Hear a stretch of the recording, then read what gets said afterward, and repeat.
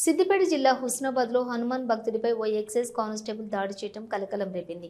పట్టణంలోని ఓ wines permit రూమ్లోని పనిచేస్తున్న ఓ స్వామిపై గ్లాసులు అడిగితే డబ్బులు ఇవ్వమన్నందుకు ఎక్సైజ్ కానిస్టేబుల్ చేసుకున్నట్లు స్వాములు తెలిపారు. జరిగిన దాడిలో ఆగ్రహం వ్యక్తం చేసిన హనుమాన్ స్వాములు పెద్ద ఎత్తున హుస్నాబాద్ ఎక్సైజ్ కార్యాలయం ఎదుట ఆందోళనకు దిగారు. భక్తుడిపై చేసుకున్న కానిస్టేబుల్ను వెంటనే సస్పెండ్ చేయాలని డిమాండ్ చేశారు. విషయం తెలుసుకుని ఎక్సైజ్ కార్యాలయానికి చేరుకున్న పోలీసులు ఎక్సైజ్ కానిస్టేబుల్ను అదుపులోకి తీసుకుని పోలీస్ స్టేషన్కు తరలించారు. దీంతో స్వాములు ఆందోళన విరమించారు.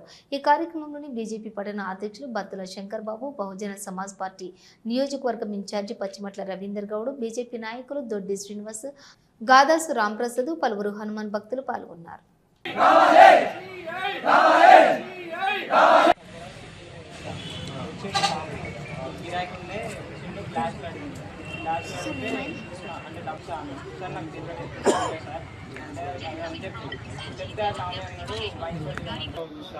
అది అనమాట సార్, నేను ఇక్కడ పనిచేస్తాను సార్. నేను ఇది కాకపోయినా మొత్తం చెప్పండి సార్. తీసుకుపోయి కంప్లైంట్ రాయించుకొని అది చేసుకోండి సార్. పైరవీలు వస్తారు, దాంట్లో పనిచేసే ఓనర్లు వచ్చి బెదిరిస్తారు. కొంతమంది మా వాళ్ళు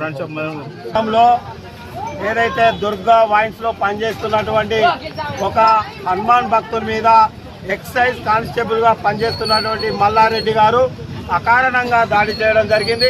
అది కానీ ఎక్సైజ్ డ్యూటీలో ఉండగా కూడా ఎక్సైజ్ వైన్స్ లోపటి తిరుక్కుంటూ బెల్ట్ షాపులలో పైసలు వసూలు చేసుకుంటూ గ్లాసులు ఇవ్వనందుకు ఒక హనుమాన్ భక్తుల మీద అకారణంగా దాడి చేయడం హుస్నాబాద్ ఏదైతే హనుమాన్ భక్త కమిటీ మేము తీవ్రంగా ఖండిస్తున్నాం.